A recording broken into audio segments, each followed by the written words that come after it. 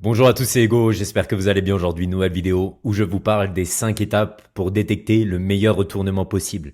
Je vais vous donner vraiment 5 éléments clés qui vont vous permettre d'avoir le meilleur retournement possible, c'est-à-dire le plus de probabilité dès lors que vous allez prendre un retournement.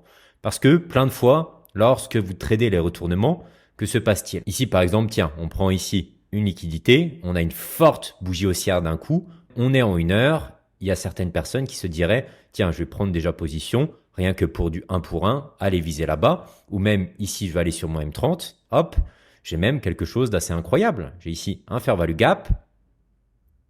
Ici, on vient même resweeper encore une fois la liquidité. Et là, on peut se dire, tiens, on va aller chercher la buy side de l'autre côté. Soyons honnêtes, c'est plutôt cohérent. Ici, je mets mon long, voilà. Ici, par exemple, derrière le fair value gap et je me fais 2R. Mais malheureusement, la plupart du temps, ça ne va pas passer. Pourquoi? Parce que là, vous avez certes une prise de liquidité et un fair value gap, mais ça regroupe uniquement que 2 des 5 éléments que j'ai envie de vous donner dans cette vidéo. Parce que dans cette vidéo, je vais vous donner les 5 éléments qui permettent de détecter le meilleur retournement possible. La séquence se décompose donc en 5 étapes. On commence avec la première. J'ai envie de faire très simple dans cette vidéo. La première, ce sera toujours pour un bon retournement. Et ça, je pense que vous le savez, mais ça doit être vraiment prioritaire, une prise de liquidité.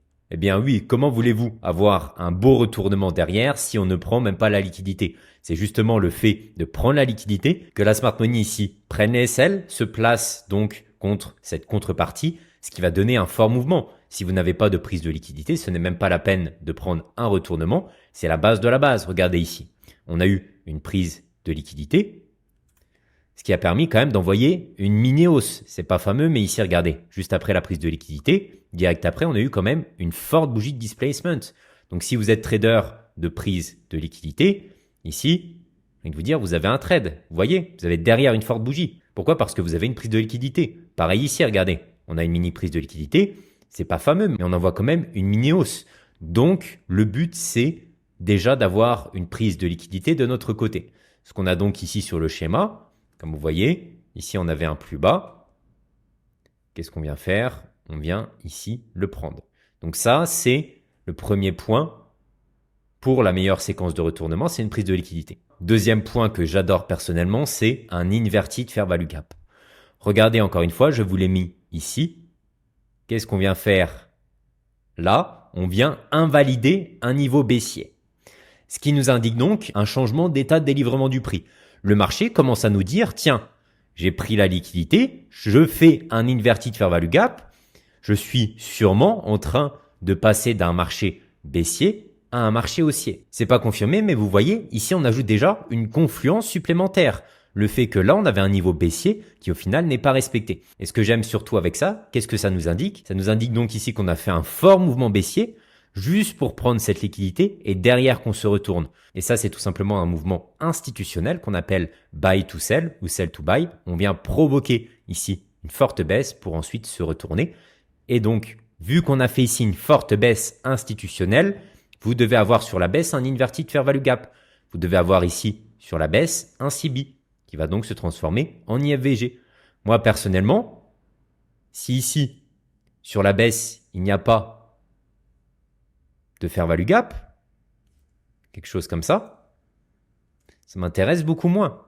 Pourquoi? Parce que je veux justement ici qu'on ait un fort mouvement baissier. Il m'indique que c'est un mouvement institutionnel, que c'est la smart money ici qui prenne la liquidité et derrière qu'on se retourne. Ça me prouve 2 fois que c'est la smart money. Premièrement, pas ce fort mouvement baissier et deuxièmement, qu'on prend la liquidité. Donc là, je veux donc, dans ma séquence de retournement, encore une fois, je vous rappelle, c'est la meilleure possible. Là, je vous donne toutes les probabilités possibles. Plein de fois, vous n'allez pas avoir ça, et même énormément de fois. Ce sera à vous de voir si vous le tradez ou non. Moi, je vous donne aujourd'hui là où les probabilités sont. Est-ce que vous serez patient pour attendre ce type de setup? Est-ce que vous allez, dans votre stratégie, vous ouvrir à plus de choses, quitte à avoir de moins bonnes probabilités? C'est vous qui voyez. Moi, je suis ici pour vous délivrer ce qu'il y a de mieux possible sur le marché, le 100%. Donc là, on a donc, ici avec cette bougie, un inverted fair value gap car on a clôturé au-dessus. Troisièmement, je veux avoir créé un order block. Vous en faites pas, après on ira sur les graphiques, mais qu'est-ce que j'ai ici? Dès lors qu'on clôture au-dessus de ces bougies noires, donc je vais effacer pour que vous voyez, hop hop, là vous voyez tous directement l'order block. Si je vous fais ça comme ça, vous comprenez que là du coup, qu'est-ce qu'on vient faire? Hop, la série d'order block. Et là, dès qu'on clôture au-dessus, on vient retester cette zone pour partir à la hausse. Donc là, les dernières bougies baissières avant la hausse, ici, c'est notre order block. C'est ce qu'on disait avant, c'est justement ce sell to buy. Donc là, j'ai eu ma prise de liquidité, j'ai mon IFVG, j'ai mon order block qui a été créé puisqu'on a clôturé au-dessus. Il me reste maintenant 2 points. Un fair value gap dans mon sens. Donc ici, c'est bien ce qu'on a eu. Ici, j'ai aussi eu mon fair value gap qui me dira donc, encore une fois, qu'on change de sens et qu'on a d'énormes probabilités d'aller à la hausse. Vous voyez, prise de liquidité qui nous indique déjà qu'on est dans le bon sens pour partir à la hausse. Je veux toujours une prise de liquidité. Un IFVG qui me dit que là, je passe d'un état de marché bearish à bullish. Ici, on clôture au-dessus. Ça montre que le marché veut peut-être sûrement partir à la hausse. J'ai mon order block qui vient se mettre. J'ai mon fair value gap dans mon sens qui me dit que la smart money est bullish à ce moment-là. Vous voyez, on a toutes les confluences possibles. Et là, on a le dernier qui est la cerise sur le gâteau, mais il faut le mettre. C'est le breaker block. De toute façon, si vous avez l'order block, vous aurez aussi le breaker block au même endroit. Hein. Du coup, ce sera quoi? Ce sera ici la bougie verte de base. On aurait dû retester cette zone pour partir à la baisse. Ça aurait dû être ici une zone d'order block pour partir à la baisse. Qu'est-ce qu'on a fait? On a clôturé au-dessus. Et donc là, encore une fois, c'est un niveau qui s'inverse. Vous comprenez? Là, on vient retester cette zone pour partir à la hausse. Donc là, vous avez vraiment la meilleure séquence possible. Ce n'est pas possible de faire mieux sur le marché. Si vous suivez tout ça au millimètre, vous avez d'énormes probabilités. On refait ensemble. Prise de liquidité. Ensuite, inverted fair value gap. OK. Ensuite, ici, order block.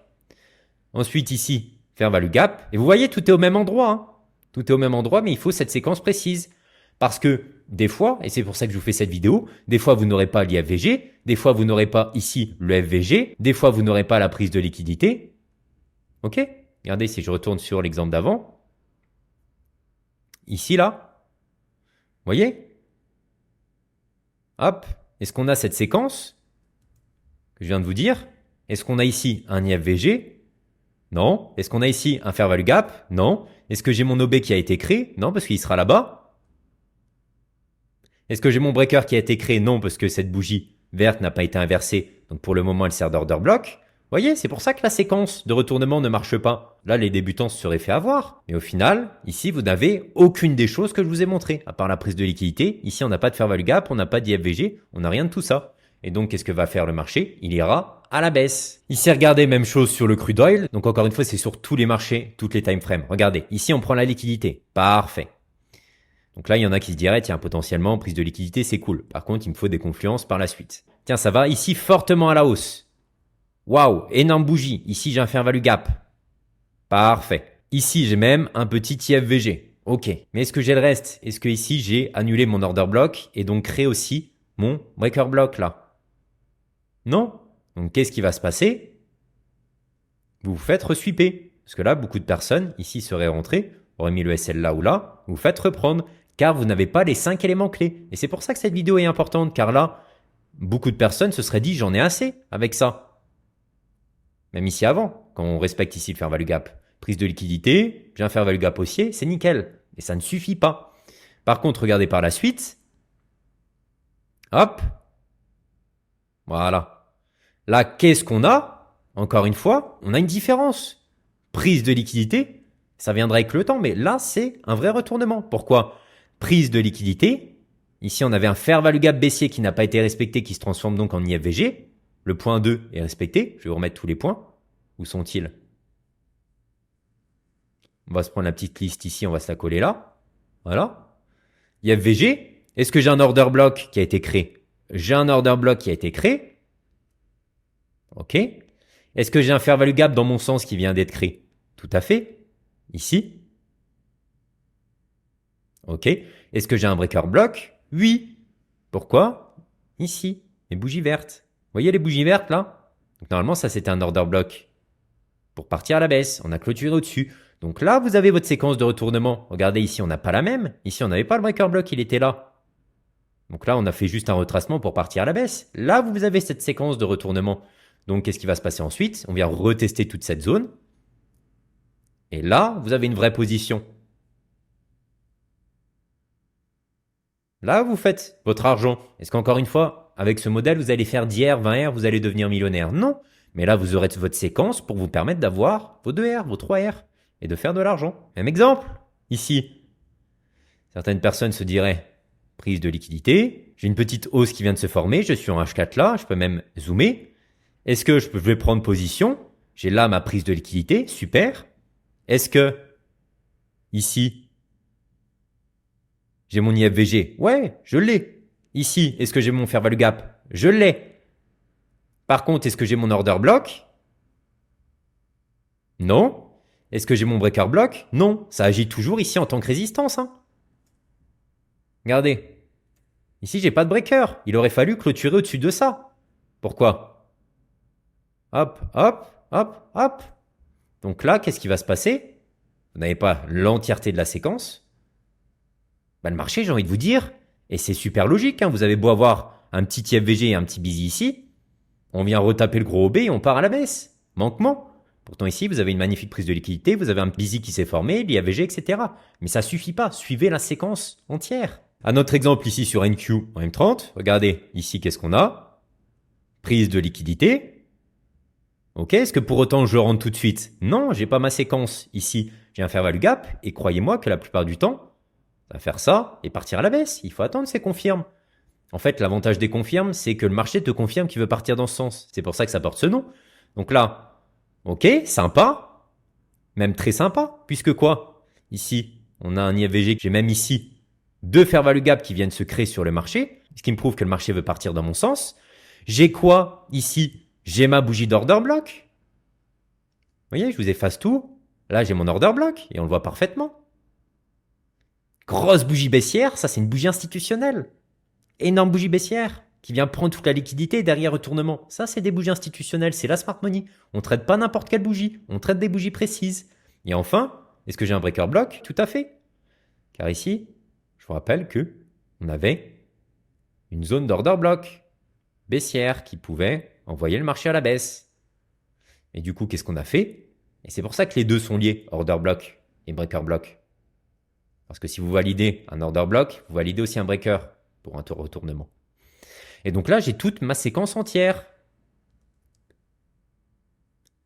Prise de liquidité, ici, IFVG, fait, OB, fait, fair value gap dans mon sens, fait, breaker, fait. Donc là, on vient retester ici cette zone à la perfection.